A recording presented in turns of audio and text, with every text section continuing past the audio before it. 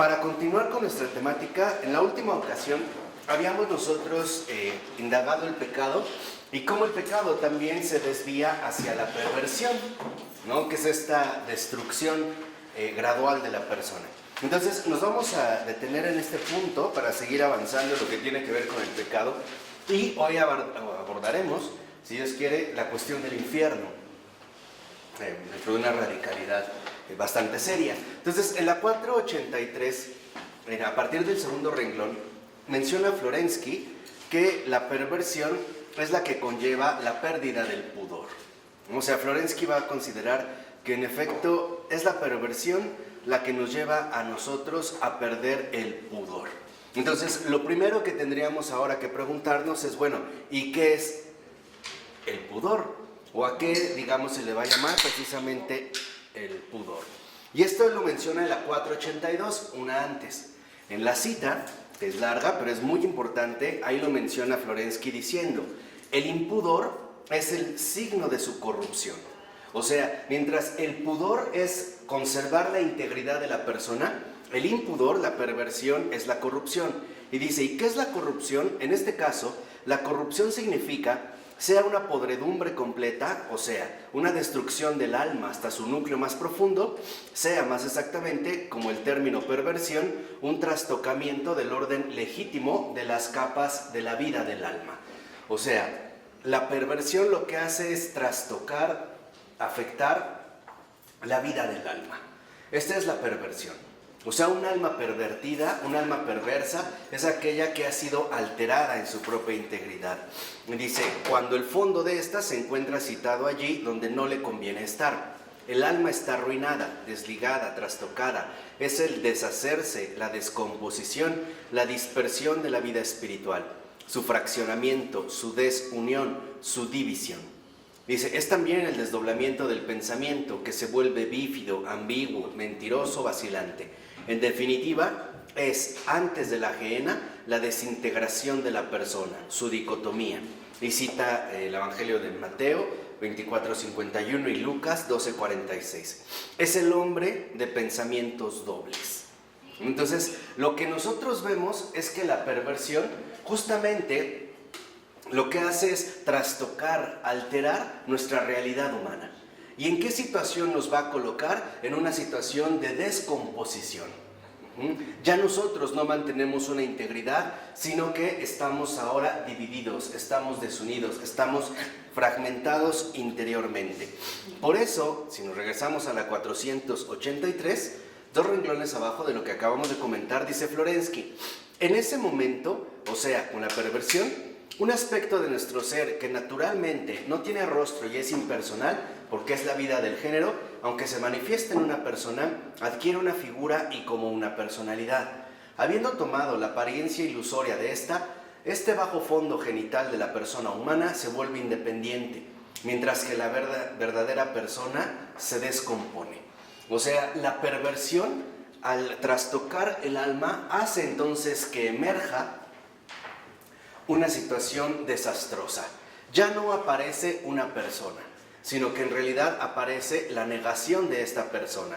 Aparecería en este sentido la bestialidad, ¿no? Aparecería el hombre reducido a la bestialidad. Y dice, Florensky subraya que el resultado de esta descomposición es, por una parte, que el dominio genérico sexual se encuentra separado de la persona, y no teniendo de esta más que la apariencia, deja de someterse a los dictados del espíritu. Se vuelve irracional y demente. O sea, la perversión lo que hace es desintegrar a la persona, quitarle su integridad. Y entonces, por ejemplo, la propia sexualidad ya no está dirigida por los dictámenes del espíritu, sino que se deja arrastrar más bien según sus propias apetencias desordenadas. A esto, por ejemplo, en latín también se le suele llamar concupiscencia, que es este amor desordenado de sí mismo, ¿no? O hacia sí mismo, que ya lo había mencionado en algún momento Florensky. Entonces, lo que hace la perversión es eliminar el rastro vivo de la persona, para dar paso literalmente a un simulacro. Por eso dice unos 3 renglones abajo, la última consecuencia, la más radical del pecado, afecta pues a la dinámica misma teológica del camino humano, que consiste en el paso de la imagen a la semejanza, impidiendo la manifestación de la esencia personal en el rostro empírico. O sea, en último término, en estas últimas clases que nosotros hemos dedicado al pecado, en esta complejidad que conlleva, Florensky detecta que la consecuencia más grave del pecado es que, en efecto, interrumpe nuestro camino de la imagen a la semejanza. O sea, el pecado, vamos a decirlo así, anula nuestra más profunda realización. Explícanos cómo pasa eso, lo que estás diciendo ahorita. ¿Cómo sucede todo esto? Ahorita lo vamos a ir viendo, ¿sí? Lo va a mencionar el texto. Pero aquí lo que quiero que vean es que la consecuencia más grave del pecado es que anula nuestra más profunda realización. ¿Cuál es nuestra más profunda realización? Que nosotros alcancemos la semejanza. Quiere decir que saquemos o hagamos emerger la imagen. O sea, que le demos realmente una dimensión teológica a nuestra existencia. Que seamos hijos de Dios. O en ese sentido, que seamos santos. Lo que el pecado hace es interrumpir esta trayectoria. Y en lugar de que nosotros pasemos de la imagen a la semejanza, pasamos de la máscara, ya no a la semejanza, sino a la total desemejanza. Esta es, digamos, la consecuencia más grave del pecado. O sea, el pecado, en este sentido, es una especie de interrupción teológica.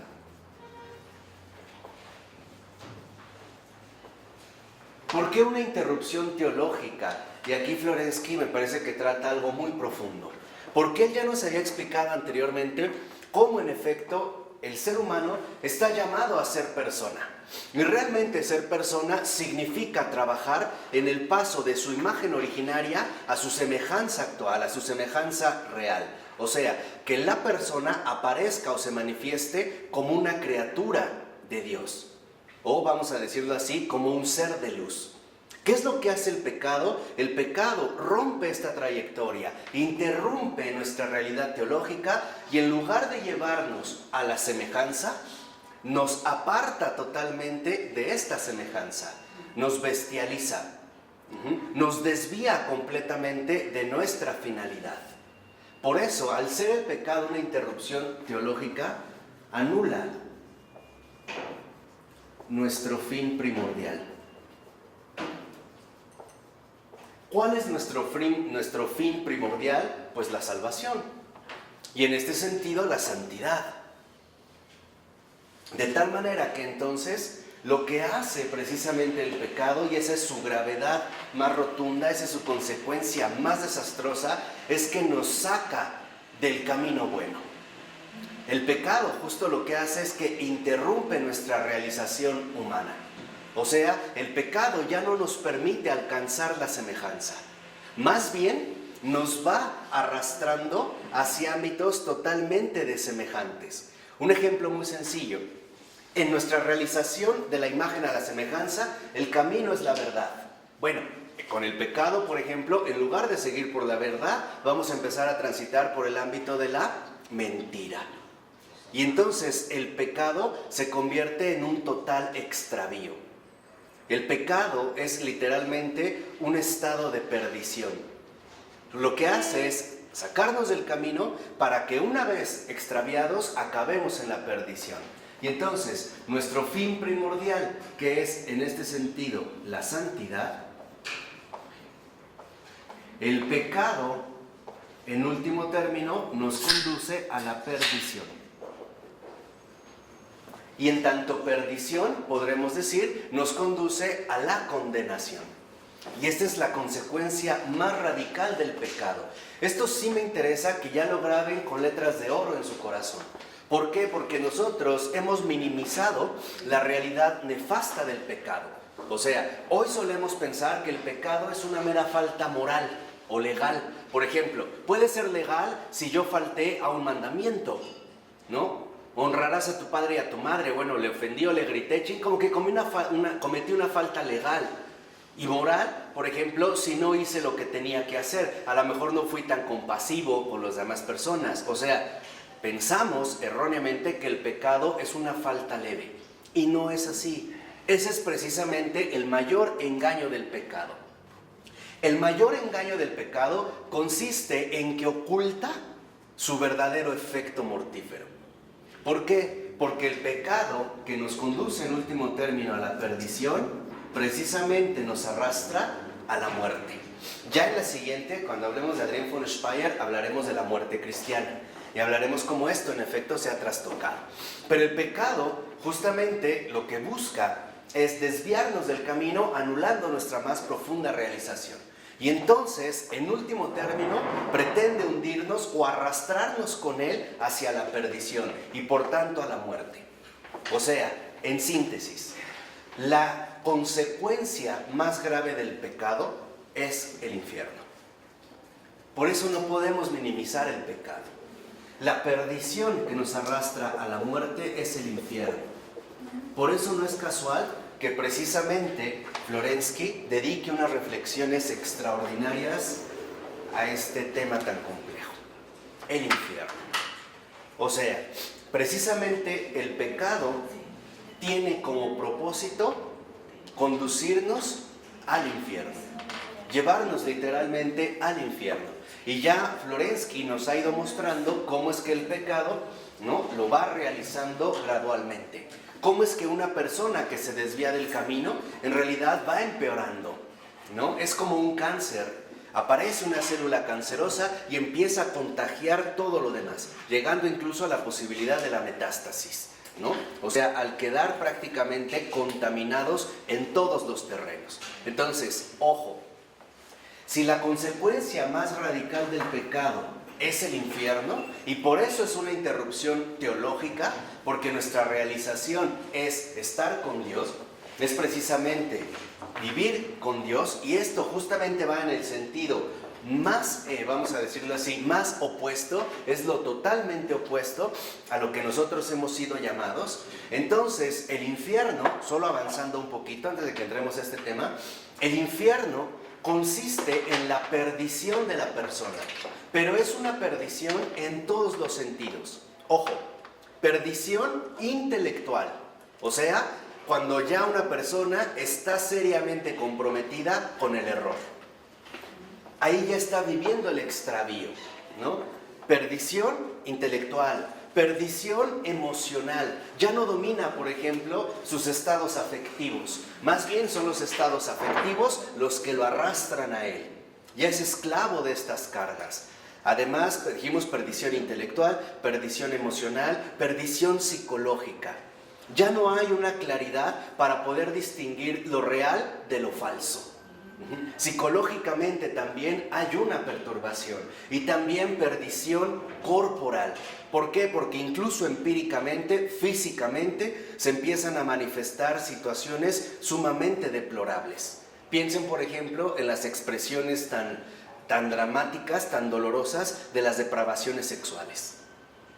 Vemos cómo en último término el pecado corrompe absolutamente todo. Por eso es lo que les decía. No crean que el pecado es una falta cualquiera, ¿eh? No crean jamás eso.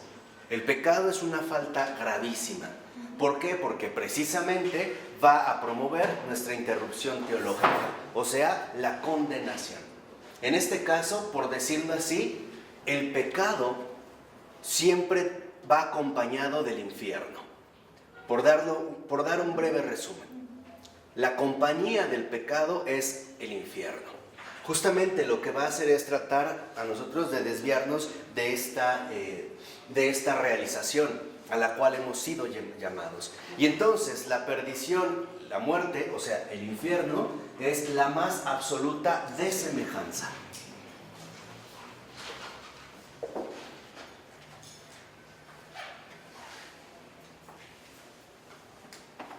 Yo les quisiera recomendar, cuando tengan tiempo, hay un cineasta japonés, fallecido hace poco, si mal no recuerdo, que se llama Akira Kurosawa, que en paz descanse. Él editó una serie de cortometrajes, los reunió y le puso como título Los Sueños.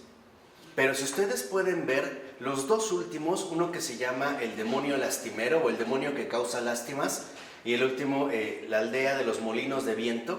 Ahí él, a pesar de ser japonés, en efecto captó muy bien cómo el infierno, porque el penúltimo sueño es de una visión infernal, termina deformando a la persona. Incluso le sale un cuerno, ¿no? La forma de vestir, los dientes, están literalmente desconocidos para un ser humano. Han dejado de ser humanos, se han convertido en una cosa monstruosa. O sea, han adquirido la más total desemejanza. Aquí ya no hay imagen. Aquí justamente la desemejanza conlleva al mismo tiempo una ausencia total de imagen.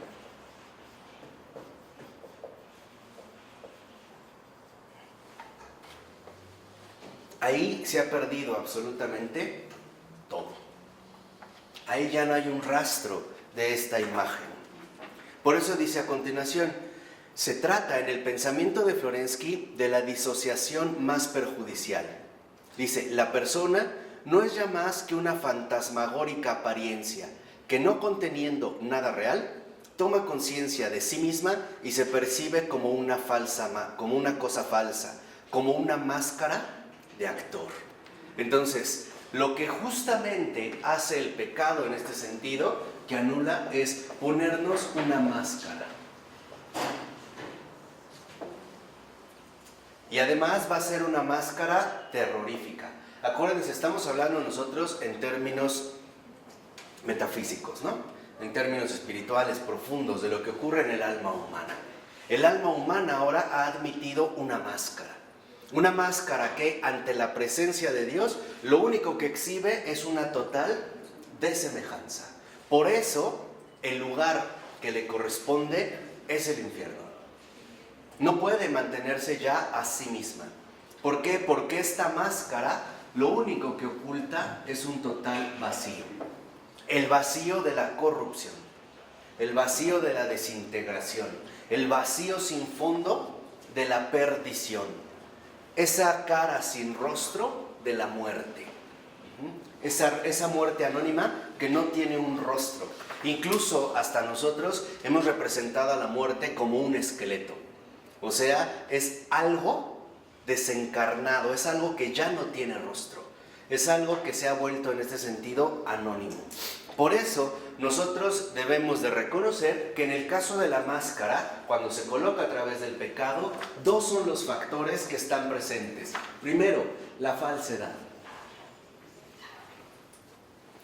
El que peca o el pecado justamente a lo que nos conlleva es a negar nuestro más esencial ser. El pecado niega lo que somos. Justamente lo que hace es negar lo que somos. Y esta máscara precisamente se mantiene a través de la soberbia. Me voy a colocar una máscara para ocultar mi vacío. Y esto solamente puede ser producto de una total soberbia. O sea, la máscara en este sentido trata de ocultar el profundo vacío o degradación, perdición que ahí se vive. Se asumen máscaras para aparecer como lo que en realidad no somos. El alma precisamente eso es lo que va a realizar, ¿no? Se va a enmascarar de esta manera. Por eso dice en la 484, en el segundo párrafo, a partir del cuarto renglón, dice, privado de fundamento ontológico, el rostro se vuelve una simple máscara. Y dice 3 renglones abajo, la máscara o larva es algo que posee una cierta semejanza con el rostro, que se presenta como rostro, que se hace pasar por rostro y es tomado como tal, pero que por dentro está vacío, sea en el sentido material, físico, sea en cuanto a sustancia metafísica.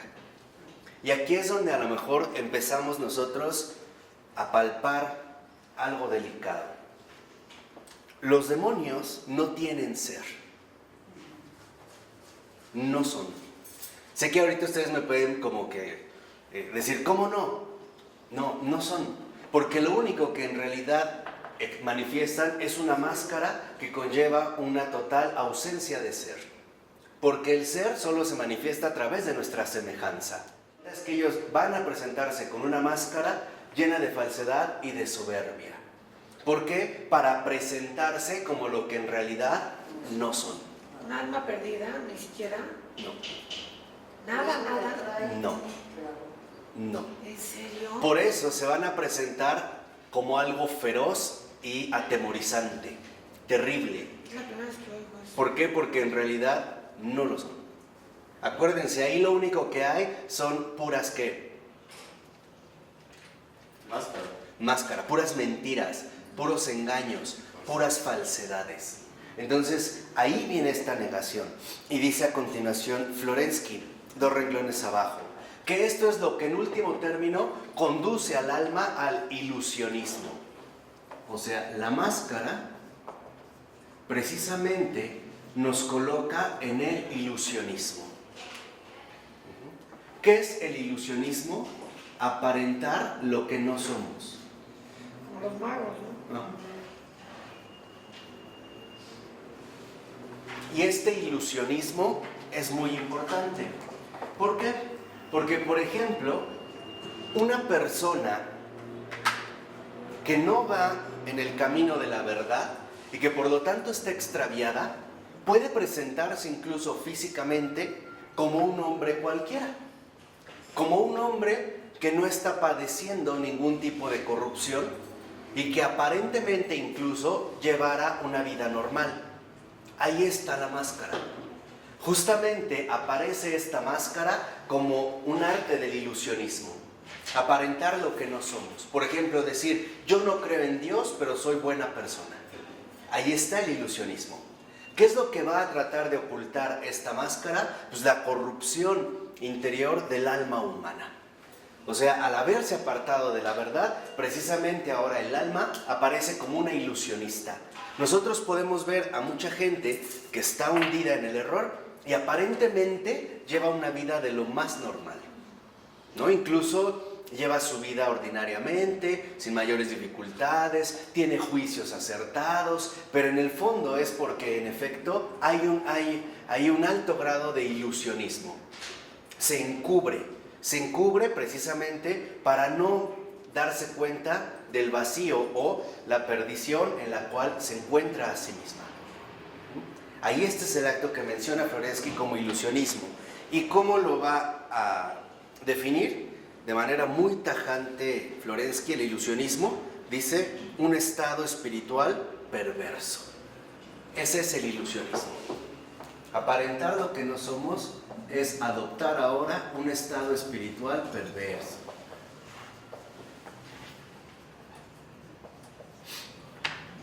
¿En qué sentido sería un estado espiritual perverso? En el hecho de que el alma se encuentra ahora hundida en las sombras del error. ¿Se acuerdan cuando hablamos de la sombra? Lo que se traga. Entonces, este estado espiritual perverso es ahora estar carcomido por las sombras del error. Estar hundido en las sombras del error. De ahí lo único que expresa es corrupción. O sea, lo único que expresa es error. Lo único que es capaz de expresar es falsedad. Pero lo hace a través de una máscara. Por ejemplo, como una persona cualquiera. Como si se tratara de una persona cualquiera más. ¿Para qué? Para ocultar literalmente este estado de perversión en el cual se encuentra. ¿Sí queda claro? El mal disfrazado de bien, ¿no? Ahí está el maligno que se disfraza de luz. Y nosotros podemos caer ingenuamente en esta trampa. Entonces, dice a continuación ahí mismo Florensky, en él, o sea, en el ilusionismo, efectivamente, el significado del rostro se convierte en negativo, cuando en lugar de desvelarnos la imagen de Dios, no solo no ofrece nada en este aspecto, sino que además nos engaña, indicándonos con fraude cosas inexistentes. En este caso es una máscara. O sea, este estado espiritual perverso es el mal con apariencia de bien.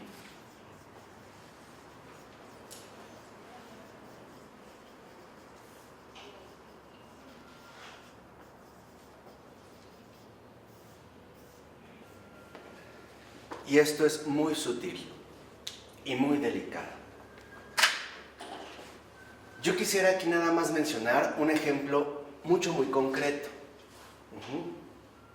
La radicalidad de Calvino, y por ende el calvinismo, lleva a considerar que si se han roto los vínculos precisamente con la Iglesia, entonces lo único que nos queda es manifestar una vida humanamente aceptable. Por ejemplo, ser un buen padre o ser un buen trabajador. Sobre todo para ellos, el criterio para valorar la vida cristiana dependía de la funcionalidad social que se adquiriera, o sea, el trabajo y la familia.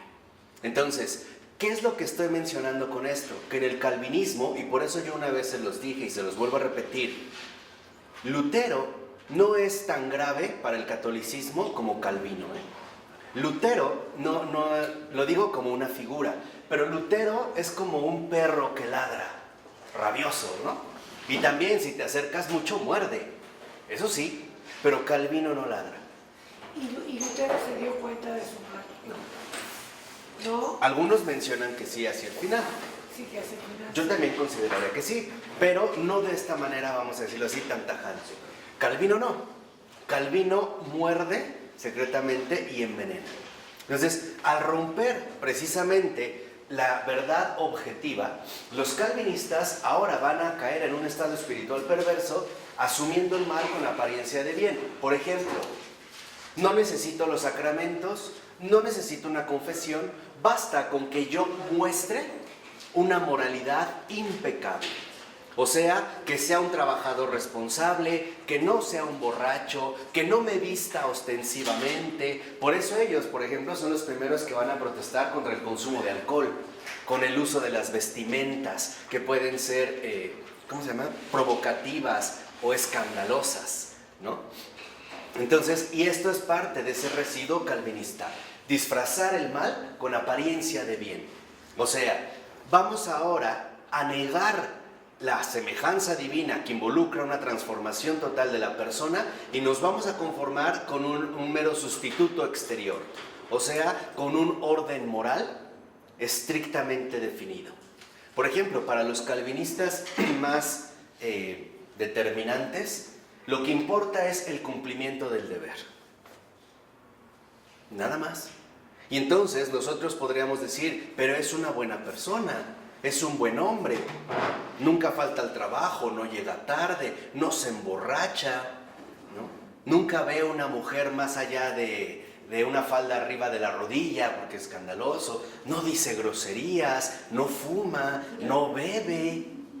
No, momento, Cuidado, porque ahí se ve el ilusionismo. O sea, el mal con apariencia de bien precisamente asume la máscara de una falsa pureza.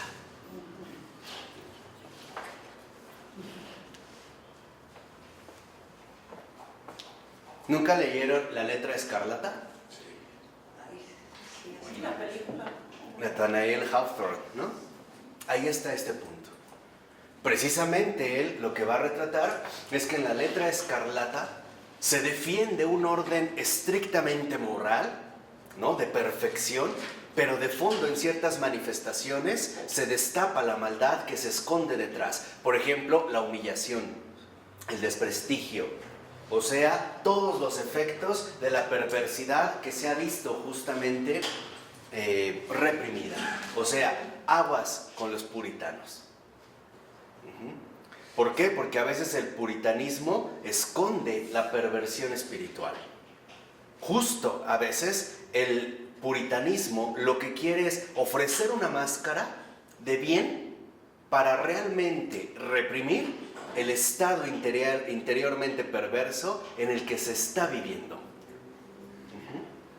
Aguas con esto, en términos espirituales esto es muy importante. ¿Por qué? Porque si nosotros seguimos meramente criterios erróneos, vamos a incurrir en el ilusionismo, o sea, en el mal con apariencia de bien, ¿no? Personas que cumplen con todo lo que tienen que realizar, que incluso pueden aparecer como modelos humanamente grandiosos, pero que de fondo no alcanzamos a detectar su estado espiritual perverso. O sea, no logramos darnos cuenta que en realidad ahí no hay un rostro, ahí lo que hay es una simple máscara. Aguas con esto.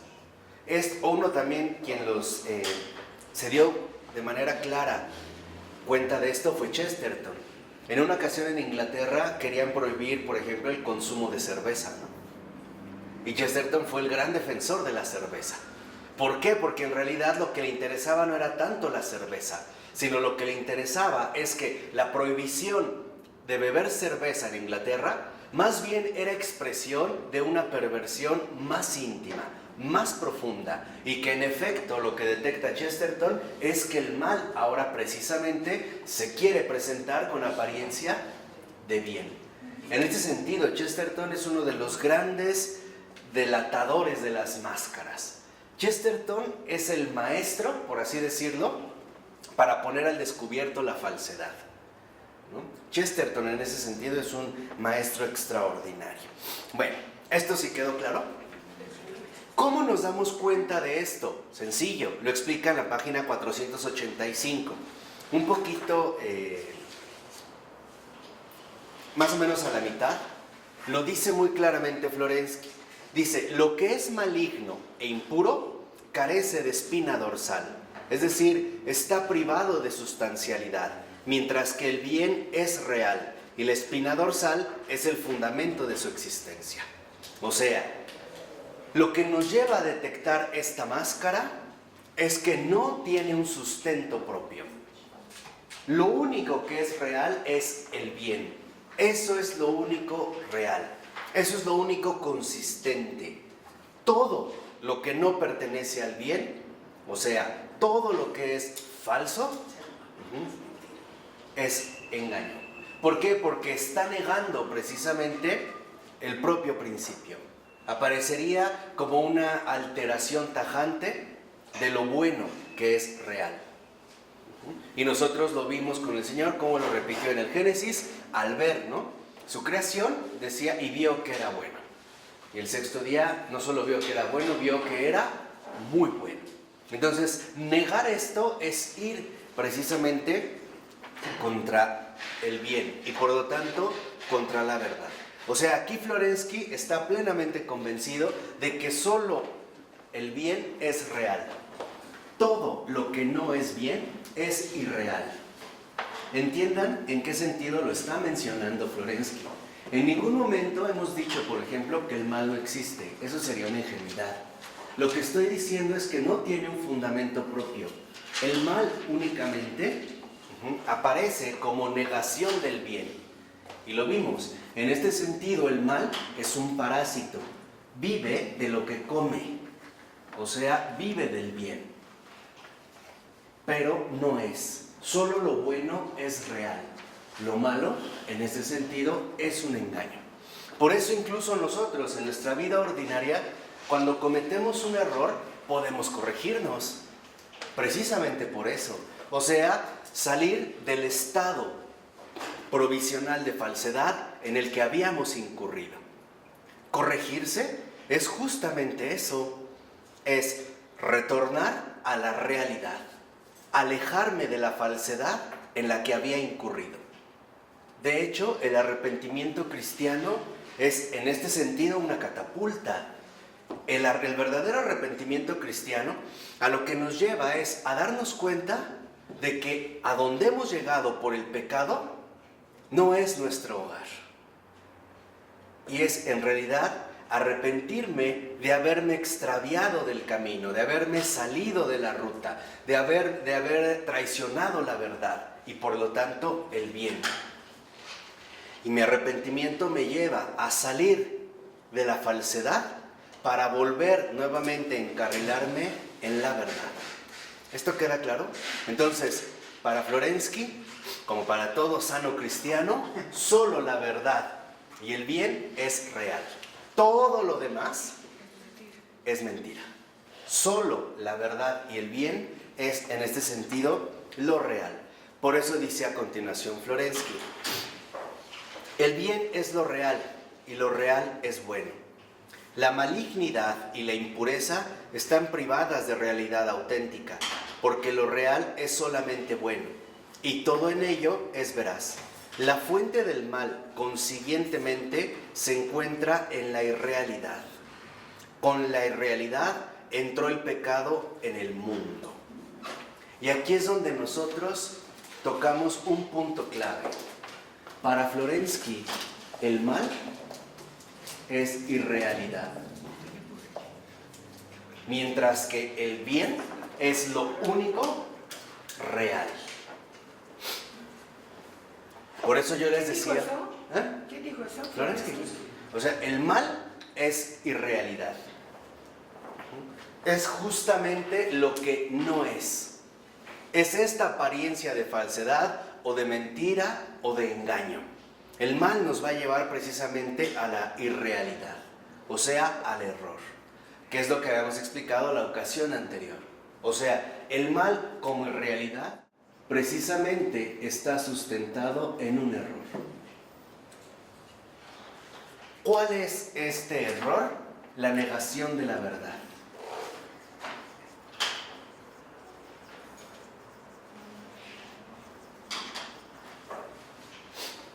Por eso es lo que yo les comenté. El pecado no solo es una falta moral o legal, en realidad tiene una dimensión ontológica, metafísica, porque el error viene precisamente de negar la verdad, y entonces aparecerá la irrealidad. Y es así como va a ganar terreno precisamente el mal. Por eso no es casual que Florensky un poquito más adelante precisamente cite el relato bíblico del engaño hacia Eva por parte de la serpiente. Justo lo que le presenta es una total que, Mentira. o sea, seréis como dioses. Sí, mentira. Y al presentarle esta irrealidad, entonces Eva incurre en un ¿qué? Error. Y al incurrir en un error, Eva ya ha negado la ¿qué? O sea, ya se ha puesto de parte de él y por ende del pecado. Esa es la dinámica. Si lo ven, no es plenamente una cuestión moral. No, es que en realidad el mal nos aparece como una profunda realidad. Ustedes véanlo nada más en el mundo ordinario en el cual vivimos. Las drogas te prometen un mundo maravilloso, pero de fondo es irreal. Te lleva literalmente al abismo.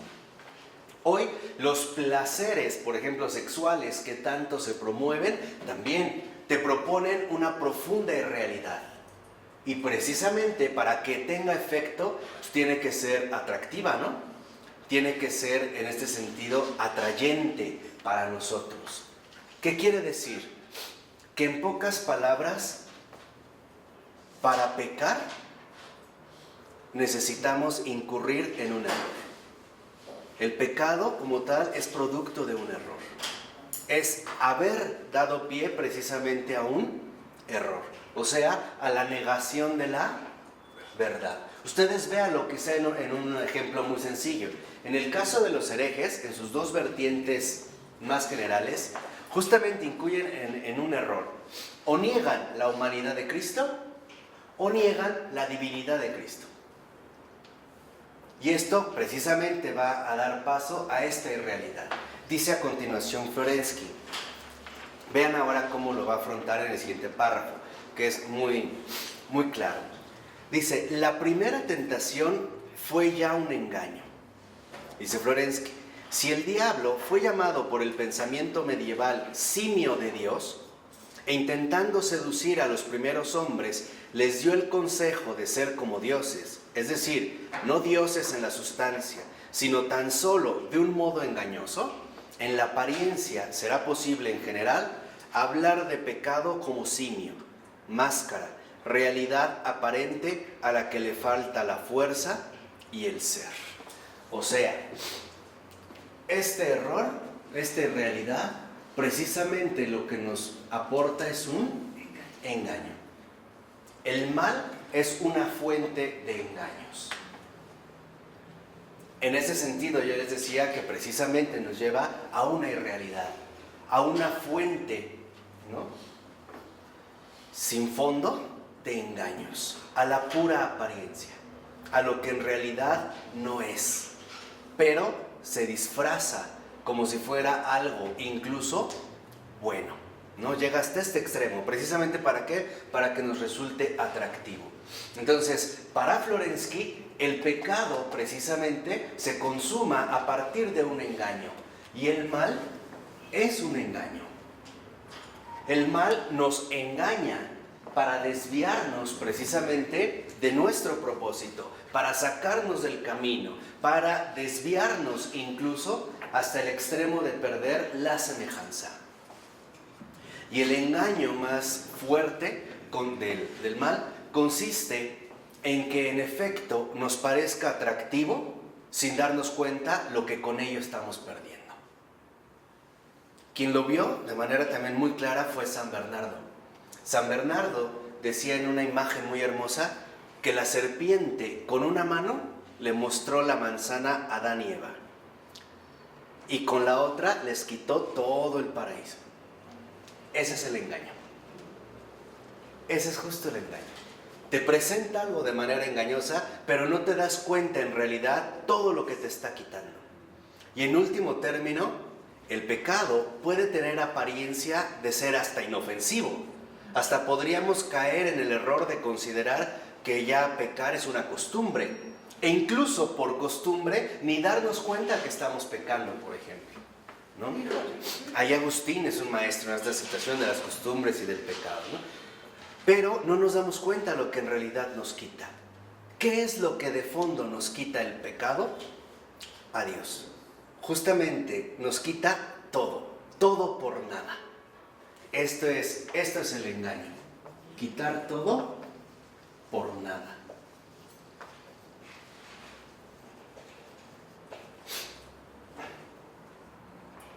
Quitarnos todo por nada. ¿Cuánta gente no lo ha vivido quizá en situaciones muy dramáticas cuando han perdido familia, casa, coches, salud, a lo mejor hasta la posibilidad de caminar por un vicio? Todo, lo perdieron absolutamente todo. Y en realidad lo han perdido todo por nada. O sea, el engaño precisamente del mal consiste en que lo que nos propone no es nada. Y en realidad nos va a llevar al vacío. En este sentido nos va a llevar al abismo. Por eso es una irrealidad. Aquí es donde está el abismo.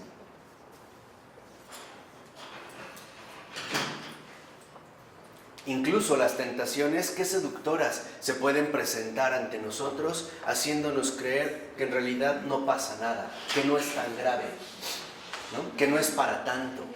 Aquí estamos hablando del pecado en sí. Del pecado en sí. Ahora, en el caso del hombre, se suele distinguir entre pecado mortal y pecado venial.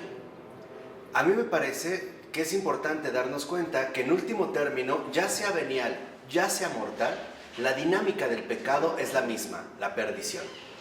Pero me parece a mí muchísimo más peligroso el pecado venial que el pecado mortal. ¿Por qué? Porque el pecado mortal es sumamente llamativo. O sea, te hace reaccionar de inmediato y te ofrece la posibilidad, por ejemplo, de corregirte. O bien te puede dar de inmediato la posibilidad del arrepentimiento, precisamente por su gravedad. ¿Pero por qué te da ese aviso? ¿Por qué te da ese aviso? Por la bondad de Dios. Ah. Ahí es donde está la bondad. Has cometido algo grave, entonces el Señor da la posibilidad de que inmediato entre la posibilidad de tu restauración. Entonces, por esa razón, muchas veces cometemos un pecado y la urgencia de Dios nos hace Rápido, pensar. claro. Ahora, el venial, por su parte, se maneja de manera distinta. El pecado venial puede parecer tan insignificante que no le damos la relevancia que tiene. Y entonces puede ser que el pecado venial se multiplique y justo por su repetición sea mucho más grave que un pecado mortal, o bien que incluso se infiltre en nuestras vidas a la manera de un hábito. Y es mucho más difícil extirpar un pecado venial que un pecado mortal. ¿Por qué? Porque el pecado mortal, precisamente, ¿no?, lo que produce es una reacción. El pecado venial no. El pecado venial lo podemos llegar a ver incluso como lo más normal del mundo. La manera que tiene el mal espíritu para doblegar en el pecado a una persona es a través de pecados veniales súper sutiles. ¿Por qué? Porque si deja entrar eso, entonces después cada vez a través de ese hoyito se va a ir infiltrando más y más. Por eso también San Agustín decía, debemos de estar más pendientes de los pecados veniales que de los pecados mortales. ¿Por qué? Porque pueden pasar incluso desapercibidos. Hoy yo conozco tristemente a mucha gente que dicen, ay, pero fue una mentirita piadosa. Lo ven como lo más que normal. Ay, es que le quité 100 pesos, hombre. Le sobra. No, espérate. No, ¿qué hubo? Eso es más grave. El pecado venial tiene un índice de gravedad mayor. ¿Por qué? Por las consecuencias que trae. Por eso, por ejemplo, el maligno, para doblegar a un alma, primero lo va a empezar a llevar a cometer faltas muy pequeñas y engañarle de tal manera que piense que no son faltas. Por ejemplo, a lo mejor yo trabajo en una tienda cobrando y como veo dinero, digo, bueno, si agarro una monedita, pues ¿quién se va a enterar? Además, no decimos, es como quitarle un pelo a un gato. Después ya es 2 moneditas, un billetito. Pero ya después ya no solo es lo que agarro, es que ahora he traicionado mi propia confianza laboral. ¿Qué quiere decir? Que ahora ya me he vuelto un cómplice del crimen. Y empezamos cada vez más a perder la semejanza. Hasta que llegue un momento en el que nosotros contemplemos que ya estamos finalmente hundidos en una corrupción bastante grave. Después ya no solo es agarrar este billetito, después ya otro es también a lo mejor invitar a que otro lo haga. Porque el pecado es como contagioso, siempre invita a que los demás lo hagan, ¿no? Con el pecado venial, el mal gana terreno. Eso es lo que quiero que tengan. O sea, con el pecado venial, el mal gana terreno. Porque es muy sutil y no te das cuenta cómo va avanzando y vas haciendo más las cosas. Y como es espiritual e interior, y si no tienes un discernimiento espiritual, no te das cuenta realmente el grado de bajeza al que ya has incurrido. Porque si estás dispuesto a robar es porque también estás dispuesto a mentir. ¿Tú lo agarraste? No. Ahí es donde entra la complicidad, ¿no? O sea, se va literalmente complicando la cosa, ¿no? De una manera gravísima. Pero como lo vimos en realidad como algo sin importancia, pues dejamos que esto creciera. Entonces, con el pecado venial, el mal gana terreno.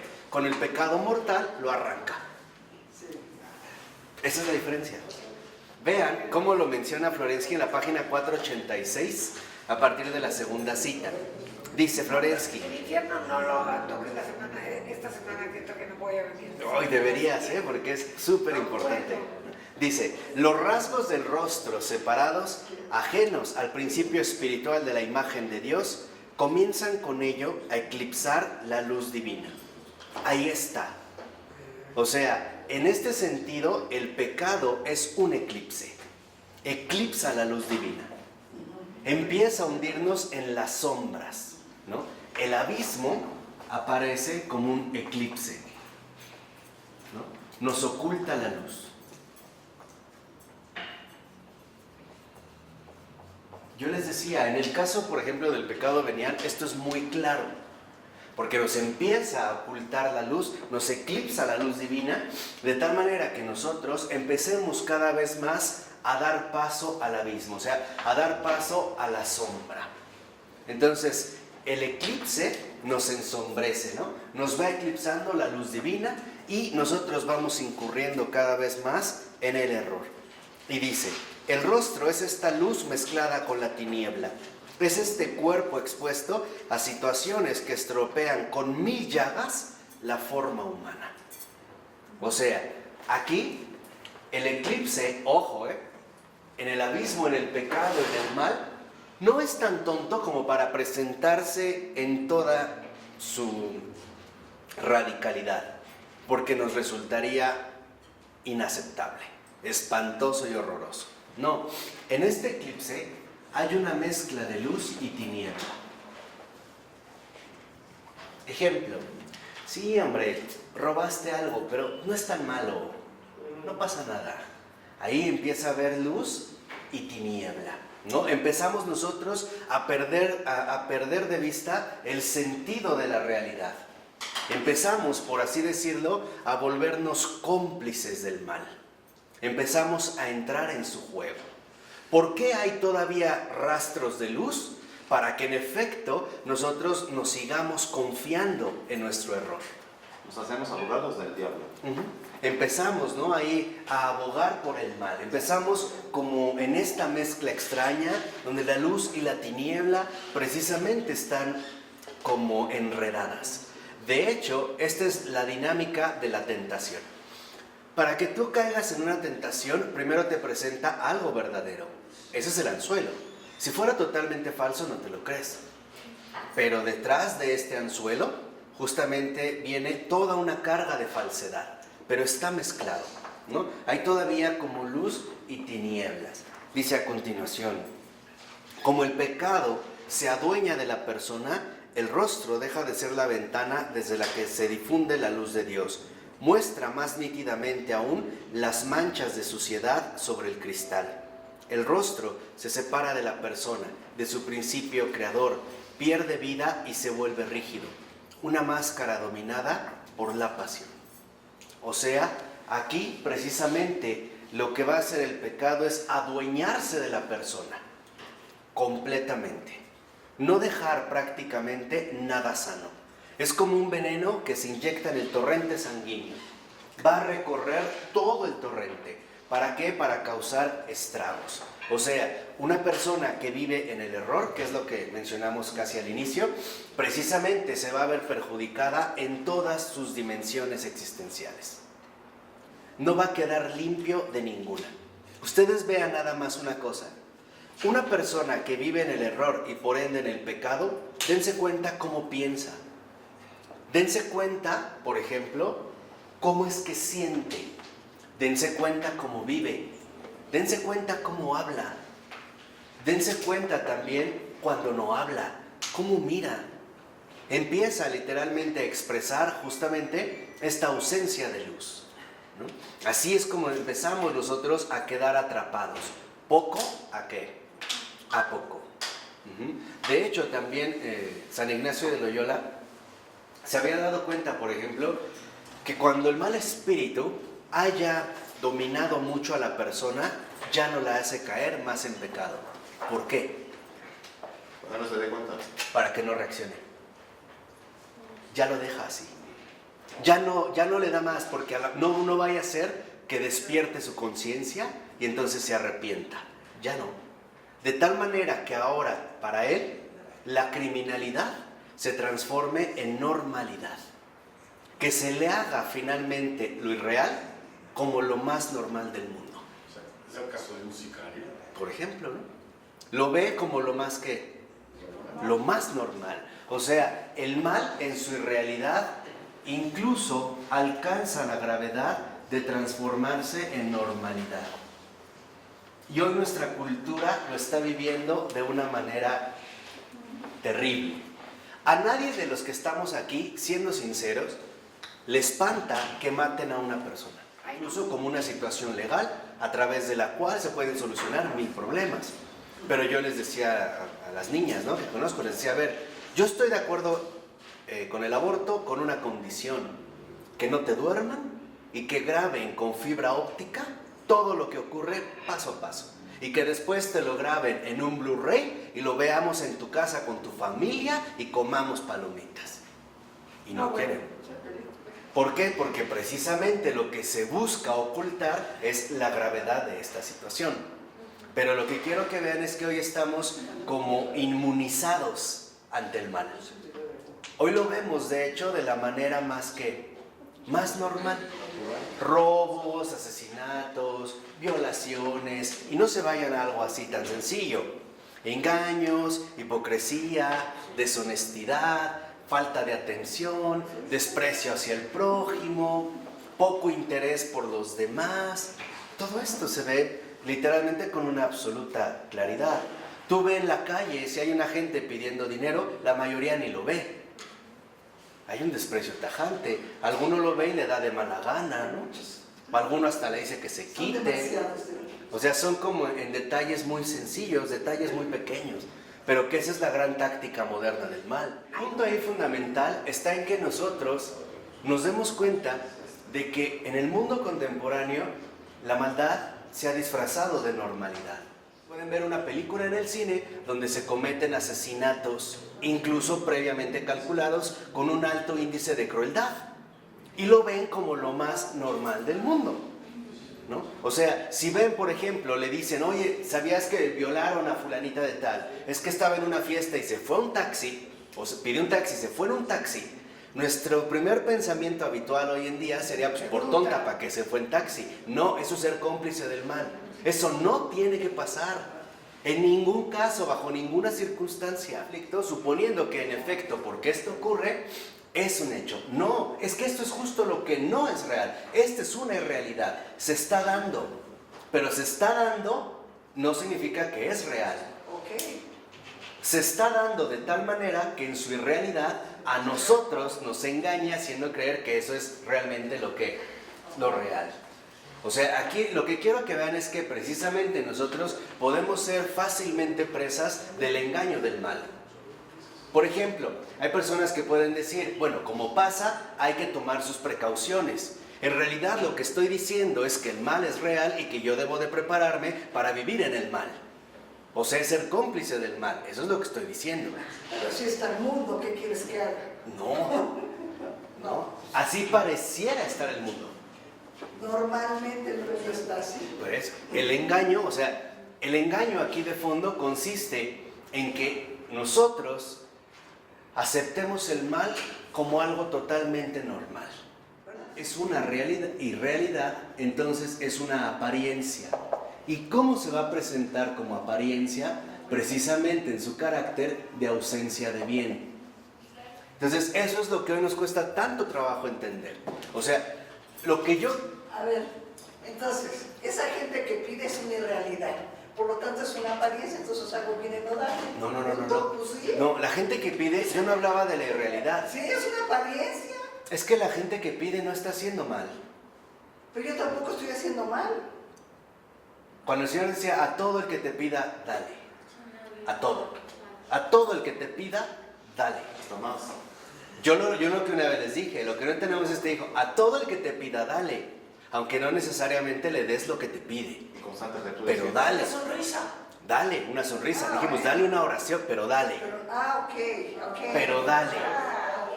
Pero da. O sea, tú no puedes no dar. Lo que sea, pero da. No a todo. A todo. ¿Por qué? Porque tú no eres juez. Ahí vamos bien, Luis. Ahora sí. Ahora, lo que quiero que entiendan, y ese es el engaño actual y en el cual estamos muchos cristianos. El engaño consiste en que nosotros asumimos que porque el mundo está mal, entonces lo real es el mal. Ese es el engaño. Lo que quiero que les quede muy claro es que hoy vivimos un grado extremo de irrealidad y que precisamente se ha vuelto en un engaño tan patente que ha asumido incluso un carácter de normalidad. Lo real es que las cosas no son así ni deben ser así. Eso es lo real. O sea, lo real no es precisamente lo que acontece, sino lo real es justo lo que hoy en día no está aconteciendo. ¿Qué es lo que no está aconteciendo? Pues precisamente, ¿no?, el predominio del bien. O bien, vamos a decirlo así, el predominio de la bondad. Por ejemplo, cuando una persona se equivoca, comete un error, hace algún mal, eso no define su ser.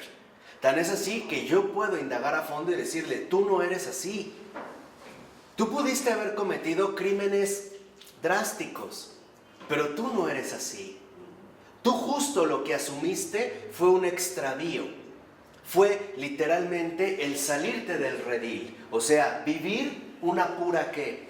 Irrealidad. Y por eso es que te puedes corregir. Por eso es que literalmente te puedes enmendar. Cuando el Señor dijo, yo he venido por los pecadores, lo que nos está diciendo es, yo he venido por los que viven en un mundo de pura ¿qué?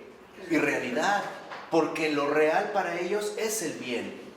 La realidad verdadera, auténtica, la única realidad es el bien.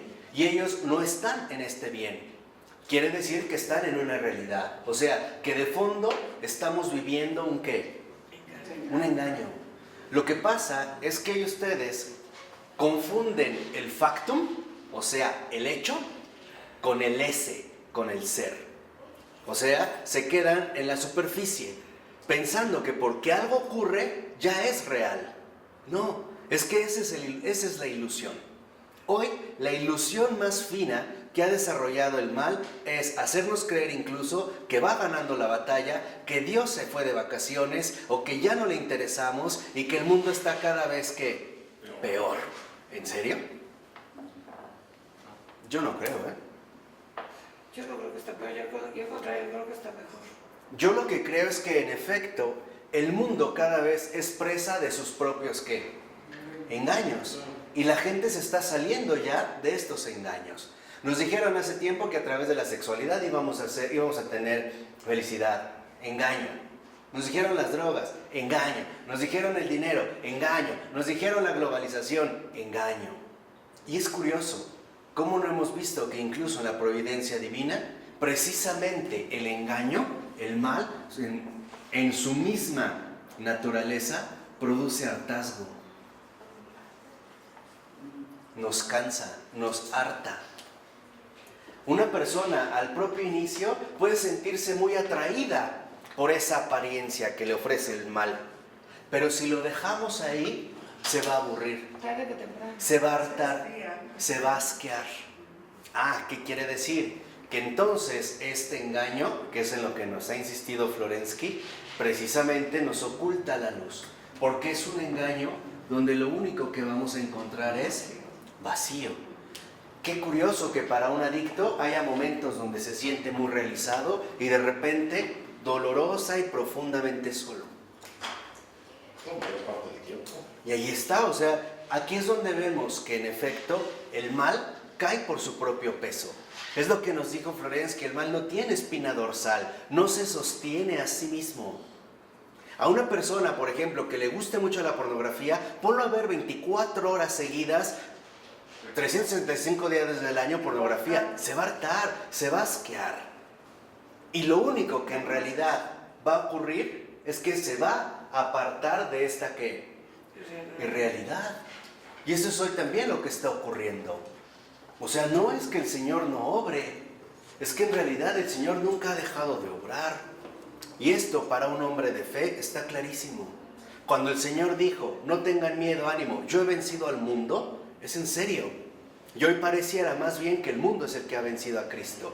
No, ese es el peor engaño. Este hartazgo a partir del vacío es porque el mal es insustancial. No tiene sustancia. No nos puede conservar en él.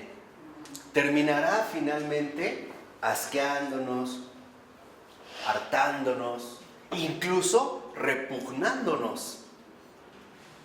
Y esto es porque no tiene consistencia. El mal en ese sentido es verdaderamente insustancial. Por eso se opone radicalmente a la realidad.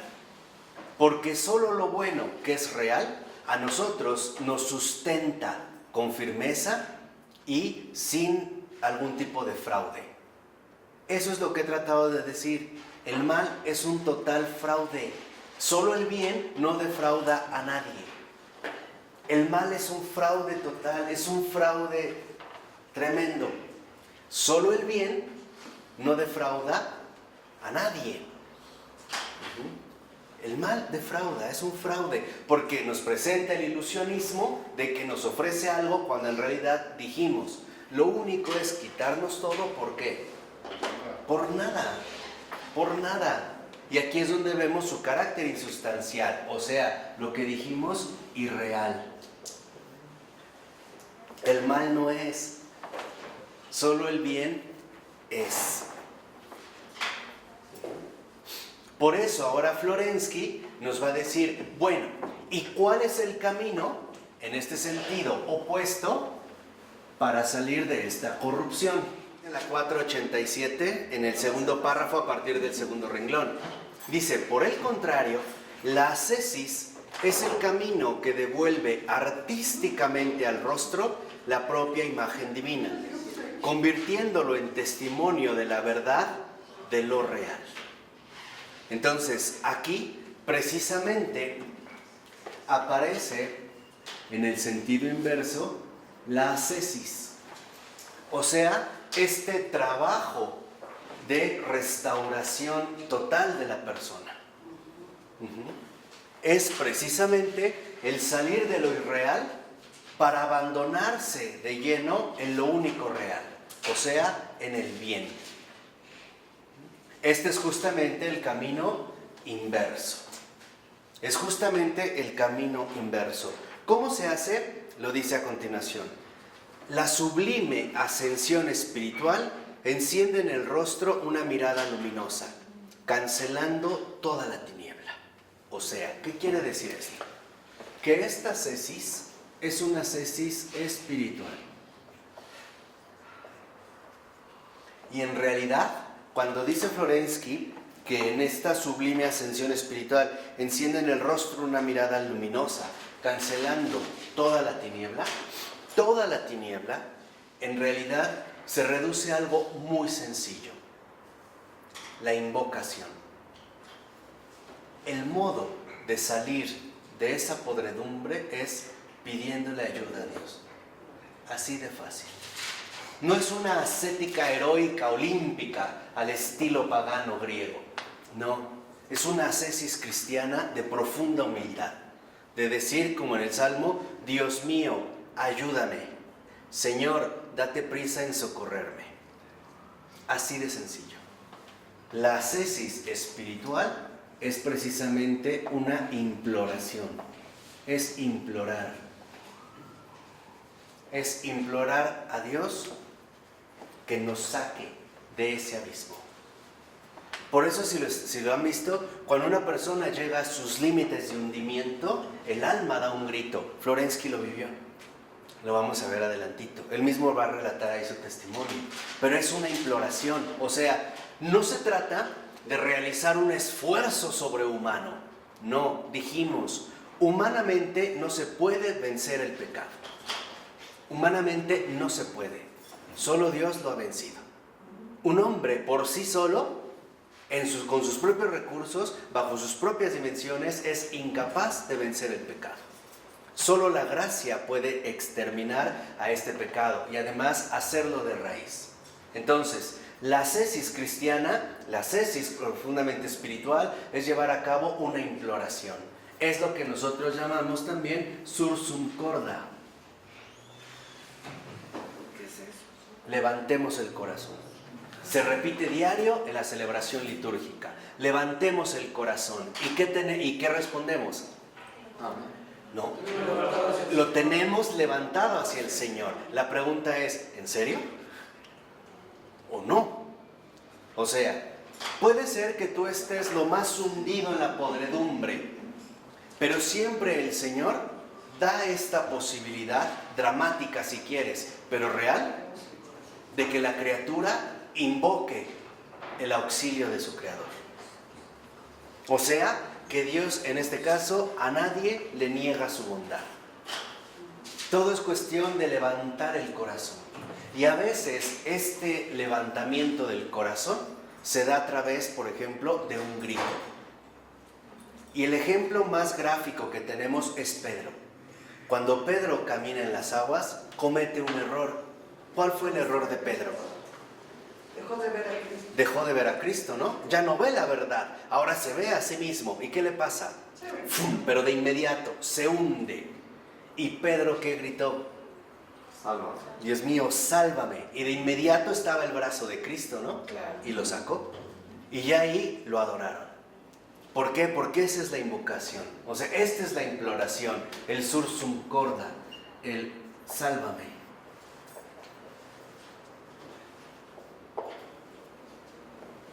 Esa es la ascética cristiana. Fíjense qué curioso.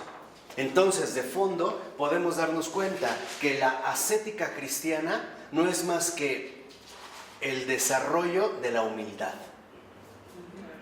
El asceta cristiano es el que es tan humilde como para implorar ayuda, pedir auxilio. ¿A quién? Al que sí lo puede salvar, al que sí lo puede liberar, incluso del abismo. o sea, de las garras del infierno, de estas aguas caudalosas que se desbordaron. Y en el Salmo es muy hermoso ver cómo la angustia, ¿no?, que está a punto de sucumbir, hay un grito. Gaby y yo vimos un testimonio de la que era la reina de las brujas en Europa, ¿verdad? Hay una orden satánica de brujería en Europa, y esto es reciente, no crean que es de mucho tiempo. Y ella se dedicó a hacer magia negra, fue coronada la reina de las brujas. Incluso ella habla de los ritos satánicos que realizaban, el pacto que hizo con Satanás para tener ciertos poderes, y los realizaba y todos le tenían miedo. Y ella dice que en una ocasión, imagínense ese grado para que vean de lo que hacía.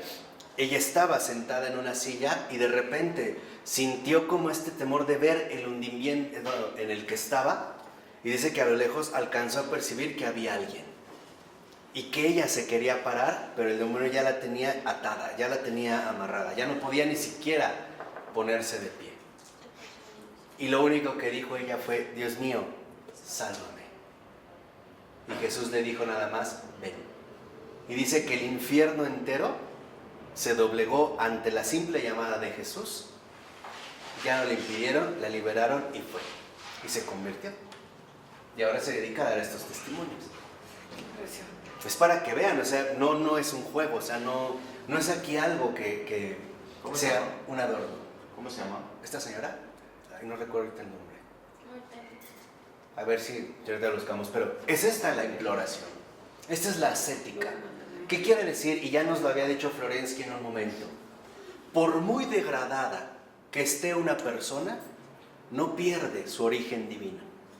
¿Qué quiere decir? Que a la criatura que ha hecho el Señor a su imagen y semejanza, no le niega el más mínimo acceso a su bondad. Quizá en el último minuto, quizá en el último instante, pero hay una puerta abierta. La posibilidad precisamente de la imploración. Por eso, en realidad, la ascética cristiana es humildad. La humildad es la madre de todas las virtudes. Sin humildad no hay virtud. La ascética es igual a humildad. A humildad, claro. La ascética cristiana es la humildad, es el ejercicio de la humildad. Si no es cristiana, la ascética se vuelve en heroísmo. ¿Se acuerdan cuando Florensky nos habló del héroe? Aquel que considera que debe esforzarse y hacer y llevar a cabo proezas extraordinarias, incluso a un grado olímpico. Al estilo griego. Pero eso es soberbia, ¿no? Dice a continuación Florensky: todo lo que no expresa la persona, todo lo que no es acuñación de su propio ser. Entonces, el rostro se convierte en el propio retrato artístico, un retrato ideal, elaborado a partir de un material viviente por obra del arte supremo, el arte de las artes. La ascesis heroica es este arte, y el asceta, no con palabras, no ya con las palabras como tales, abstractamente, con argumentaciones abstractas, sino consigo mismo, testimonia y argumenta a favor de la verdad de lo real, de la realidad auténtica. Este testimonio está pintado en el rostro del asceta. O sea, la ascesis espiritual como imploración, el sursum corda, es justamente el testimonio. El testimonio de que Dios sí salva, de que Dios sí es bueno, de que Dios sí ama y nunca ha dejado de amar, a pesar de los estragos tan terribles que pueda llegar a causar el pecado en la persona. A pesar de que nosotros incluso alcanzáramos un nivel desastroso de hundimiento, el Señor... Aquel famoso sicario del tamalero, que aparte de matarlos, destruía en ácido, ese puede llegar también a... Sí. Claro, claro. No hay exclusión aquí. No hay exclusión. O sea, lo que quiero que aquí ustedes retengan muy claramente es que para cualquier ser humano sí hay esperanza. Dios es la esperanza del pecador. Ese es el testimonio. El testimonio no es de que, mira, dejé de comer 10 años y me dormí media hora y no sé qué. No. El testimonio es de que Dios es la esperanza del pecador. Ese es el testimonio de cualquier pecador. Nadie está excluido de la misericordia. Y eso también no lo olviden. El testimonio es el testimonio de darnos cuenta que Dios es la esperanza del pecador. Sea cual sea el grado de distorsión o la profundidad de degradación, de corrupción a la que haya llegado. Precisamente por lo que ha venido el Señor es por los pecadores, o sea, por cualquiera de nosotros. Y Él siempre está atento al llamado de su criatura. Ahí es cuando vemos que entonces el testimonio es que Dios es la esperanza del pecador. Y es aquí, por eso que ahora Florensky también la va a relacionar este testimonio espiritual con un cambio radical en la persona. Porque ahora este testimonio también es un testimonio de belleza, o sea, la restauración del alma. ¿Ustedes conocen algún converso? Pregúntenle a un converso cómo era antes y cómo es después. Dice que Tony, mi primo, que estaba con el demonio. Y no se reconocen, ¿eh? Ajá. Es una obra nueva. Dice, yo vivía con el demonio. Sí. Y ya no, o sea, la belleza ahora adquiere esta restauración del alma. Y ese es ahora precisamente el testimonio que Dios imprime en la persona. ¿Qué quiere decir? Que la belleza como restauración del alma es en este sentido también la recuperación del rostro. O sea, la imagen y semejanza.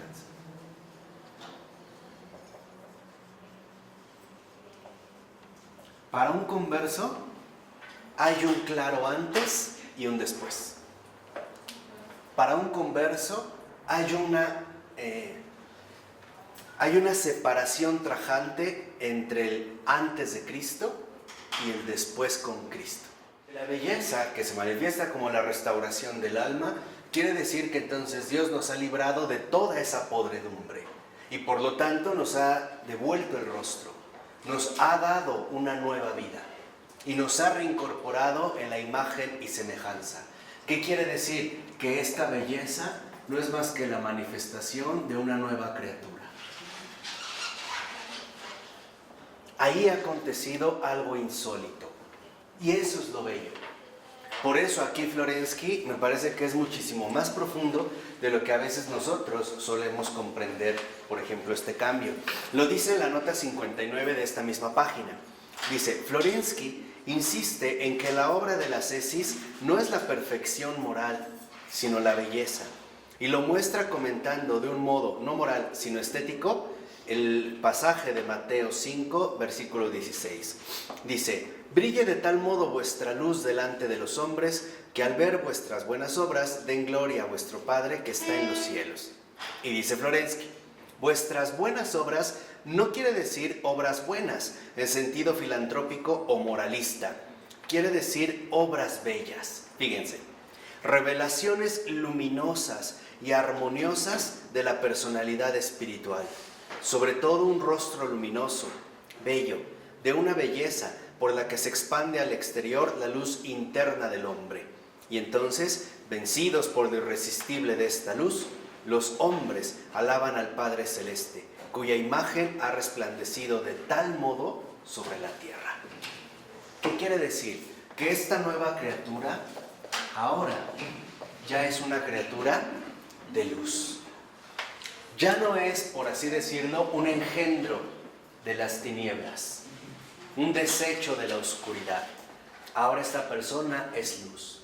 Y ahí vemos también cómo el Señor insistía, ustedes son la luz del mundo. Y esta luz que ha resplandecido en la tierra. Por eso es que se glorifica al Padre.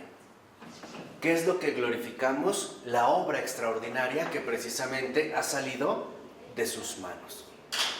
Por eso es muy importante que nosotros no perdamos esta dimensión de la belleza. Lo que les decía, no consideren que las obras buenas únicamente son obras moralmente aceptables. No, en realidad las obras buenas son las obras que radian una luz que no es de este mundo, que nos hacen darnos cuenta, en primer lugar, que Dios existe, que Dios ama y que Dios literalmente, ¿no?, atiende a su criatura y atiende a todos por igual. O sea, en pocas palabras, que Dios es Padre y es un Padre bueno. Entonces, esto es lo importante. Cuando viene esta transformación total, esta luz, también aparece ahora el rostro del Padre. ¿Sí entendieron por qué? Uno, aparece el rostro del Padre porque en efecto es la obra nueva que ha realizado con el Hijo y el Espíritu Santo. O sea, no solo me estoy refiriendo a la primera persona, sino a este rasgo esencial de Dios como Dios Padre, como un Padre, ¿no? Aparece ahí la obra del Padre, pero también aparece el sello del Padre en el hecho de que invita a uno de sus hijos a que acompañe a sus demás hermanos, a que si él ha pasado de las tinieblas a la luz, ayude a los que aún están en tinieblas, los guíe literalmente hacia él. O sea, que también sea un colaborador de este artista y que no excluya a los demás o incluso que los arroje de nuevo a las tinieblas. Por eso va a insistir Florensky en que esta renovación no solo es interior, también es exterior. Por ejemplo, no sé si han visto personas muy mal encaradas, que después de un encuentro con Dios hasta el rostro les cambia. Ya no, algo cambió. O sea, esta nueva criatura, esta belleza, este testimonio, incluso también alcanza una dimensión corporal. También se nota en las dimensiones corporales. Dice en la 489, a partir del segundo renglón, citando a San Pablo: transformaos renovando la mente. Y dice Florensky: la transformación del cuerpo se obtiene con la renovación de la mente, que es el ápice de todo el ser. Síntoma de la renovación conquistada será el sentido de la voluntad de Dios. O sea, ¿qué es lo que alcanza esta luz? Que ahora esta nueva criatura comprende el sentido de la voluntad de Dios. En pocas palabras, le queda clarísimo de que él solamente vive y vino a este mundo para hacer la voluntad de Dios. Nada más. Esa es la luz. Por eso está el Padre, ¿no? O sea, queda claro que este Padre... Pero todos venimos a eso, ¿no? Sí, claro, pero no todos nos damos cuenta. Y todos tenemos una misión. Todos. Y no todos nos damos cuenta. No. ¿Por qué? Por negligencia, por pereza, por estar hundidos en las tinieblas, por no pedir ayuda, por no levantar el corazón. Por eso quedamos, ¿no?, como atascados ahí en nosotros mismos, en este ensimismamiento que tanto había descrito precisamente Florensky. Por eso dice a continuación, 489, empecé desde el segundo renglón. Por eso dice Florensky, con otras palabras, ofrecer el propio cuerpo en sacrificio significa alcanzar la sensibilidad espiritual para percibir la voluntad de Dios, buena y perfecta. O sea, que ahora yo también ofrezco mi cuerpo como un sacrificio. Dijimos que sacrificio es hacer algo sagrado, ¿no? Como un sacrificio. Lo vuelvo un templo para que Dios realice su voluntad. Por eso a veces vemos de manera muy notoria, y quizá por esto ya podemos entender más, por qué hay quienes han asumido la voluntad de Dios justo en la radicalidad del sufrimiento. Porque ese es el ofrecimiento que llevan a cabo. El ofrecimiento no significa que nosotros lo vamos a hacer, sino que vamos a dejar hacer a Dios lo que a Él se le dé la gana. Y como a Él precisamente se le dé la gana. Entonces nosotros en ese sentido también ofrecemos nuestra sensibilidad espiritual, o sea, toda nuestra persona, como un sacrificio agradable a Dios. Agradar a Dios significa comer cuando Dios me pide que coma, no comer cuando Dios me pide que no coma, hablar cuando Dios me dice que hable, no hablar cuando Dios me dice que no hable. O sea, literalmente volverme uno con Él, volverme uno en el cumplimiento de su voluntad, ¿no? Dejarme en este sentido guiar por Él, conducir por Él, aunque los caminos que precisamente por Él me conduzca me puedan resultar incluso como hasta atemorizantes, ¿no? Por eso dice Florensky en esta misma cita, en los 3 últimos renglones, que esta transformación plena únicamente se podrá alcanzar en el siglo venidero. O sea, nuestra conformación total con Dios únicamente será en la transfiguración total de lo creado, o sea, en la resurrección de los cuerpos.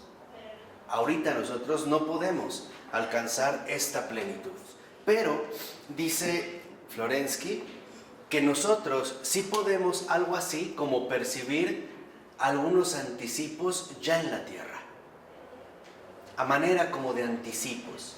Y quizá el ejemplo más concreto de esto sea la incorrupción de los cuerpos, de los santos, ¿no? Donde vemos, por ejemplo, a Santa Bernadette, le siguen creciendo las uñas, le sigue creciendo el cabello, El hígado no se ha descompuesto, pareciera en efecto algo extraño, que ahí está ocurriendo algo extraño, ¿no?